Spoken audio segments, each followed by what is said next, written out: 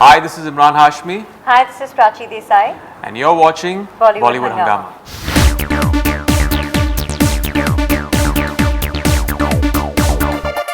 When that moment comes in when Azhar dedicates his award and this mentions Sangeeta, you know, it must have been like a, if you think from real life perspective, he is like a celebrity and he's having this entire, he's having this, living this double life in a way.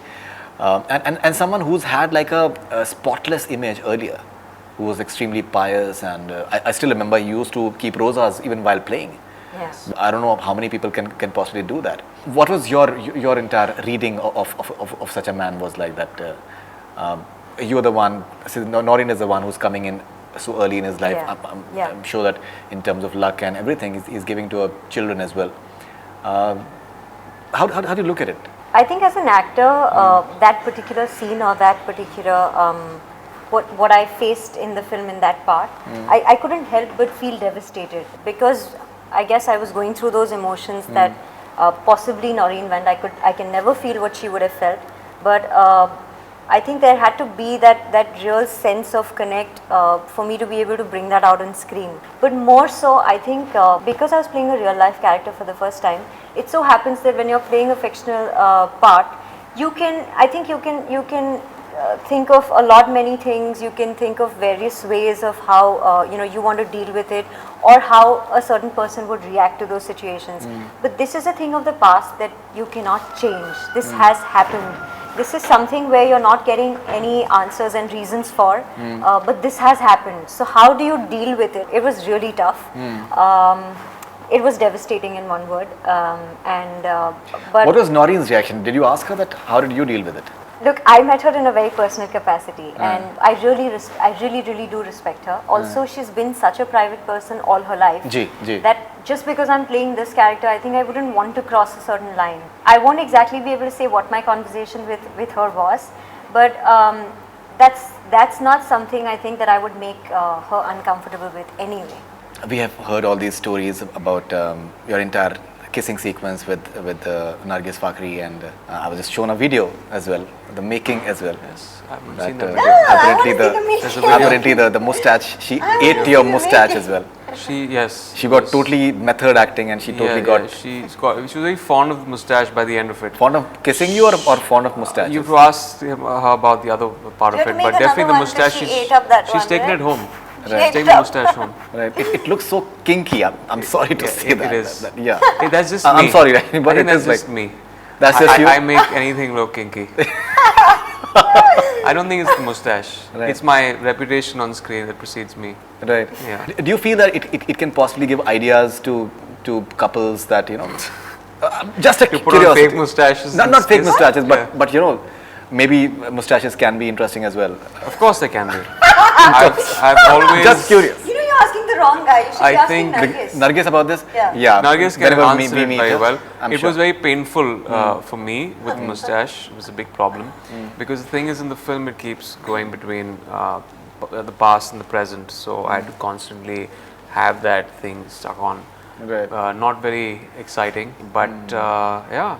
I had it in Once Upon a Time. I think most of my films have either had a goatee or a mustache, and yeah, it's pretty.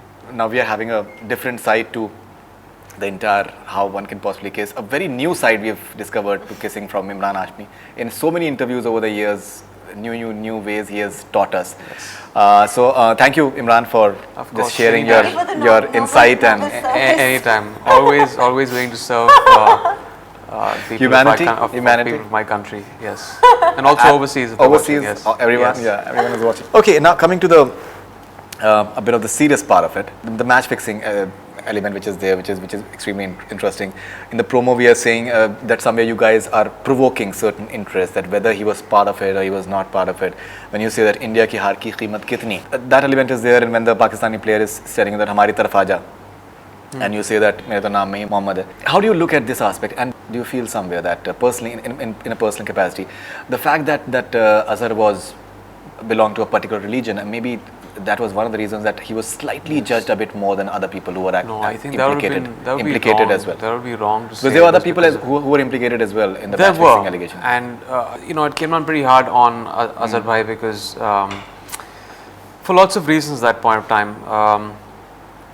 I think he, he was on the top of his game, and obviously his name was taken. It was the first, and he kept very quiet throughout the entire episode. There was the sting operation. There was a court case that was going on for 12 years. It was this media circus, and all the players were coming ahead and talking about it. But Azhar Bhai chose not to.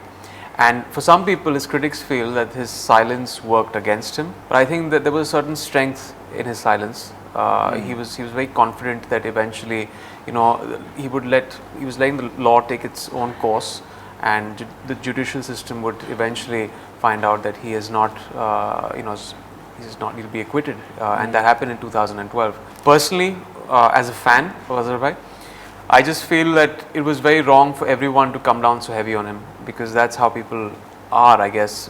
Most of the people, they all like to play judge, jury and executioner once there's especially a celebrity or a sports person or a match fixing scandal.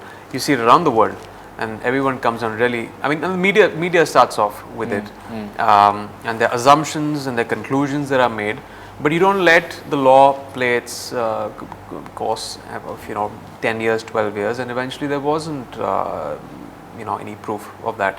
So people might not agree with it. They should accept the court verdict, and that's what I feel. The court verdict is one, but the entire case was so heavily reported at that point of time. Yes. Anyone who remembers it would remember almost everything. Yes. All those reports which came in that Azhar admitted to the BCCI committee that हाँ मैंने match बनाया है. Those are the famous words which became a part of the entire public. I think that again was inaccurate.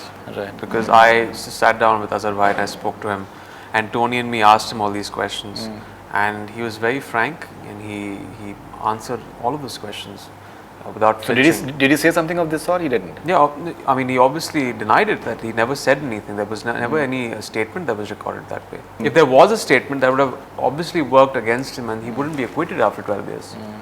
So there was a lot of stuff that was, I guess, miscommunicated.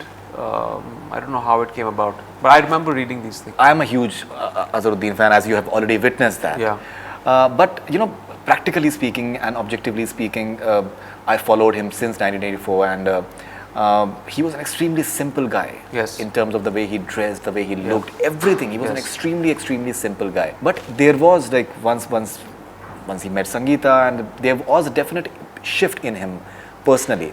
All those things which came in terms of the that Shastri thing, Ravi Shastri thing, that he just brought in 6 lakh rupees, and and he became fond of watches, expensive watches and expensive But other I mean, things. you can't But he really, was not like that earlier yeah, at but all. so what? Those People things change, did, people yeah. evolve with time, and I don't see it was very unfair for people to criticize him for that. He had a phase of his life. Obviously, he was from his humble background. His roots were in Hyderabad, and he started off from there, and he started playing in school, college. He eventually came into the team, Right. and he was married to this very traditional woman, this Orthodox Muslim woman, Noreen. And after he became successful, he kind of evolved into another person, and yes, he met someone else. But isn't that something that And happens with all of us? yeah, it happens to everyone. I mean, over the years, I think all of us. Yeah, and he's a changed. sports. He was such a big celebrity, so I guess the criticism Under the was limelight, heavy on yeah. him. The media came on him, but it was completely uncalled for. And so what if he started living the glamorous life? He loved watches. So what? So I He didn't was think anything just wrong with that. correlating things, but yeah. Yeah, but all those reports that he just brought in 6 lakh rupees in cash, and those reports are there. And why it was surprising as far as Azharuddin was concerned was that he was extremely different person than what he was, and there was almost like a drastic change. Yeah. Some change समझ में आता है, but Gavaskar is still the same, the way we've seen him for the last 30 years. And this is coming from a huge fan myself. Yeah, I'm a huge That's fan. a personal Okay, but choice, many people would say हमारे वहाँ क्या होता है कि that बहुत सी चीज़ें जो होती हैं वो उस पे होती हैं that कि पहली बीवी की जो है बद्दुआ लगी होगी, and इस वजह से उसके साथ में बुरा हुआ. People say that. People said that when all these come things on, started these coming in. times there's so many divorces. Yeah. I mean, Yeah. it's every second person in marriage is kind of falling apart. It happened at that point of time. It's not like divorces used to not happen at that point. It's just that people change, the dynamics of the relationship changed, and they chose to move on. Azhar Bhai moved on, and Noreen moved on. So, yeah.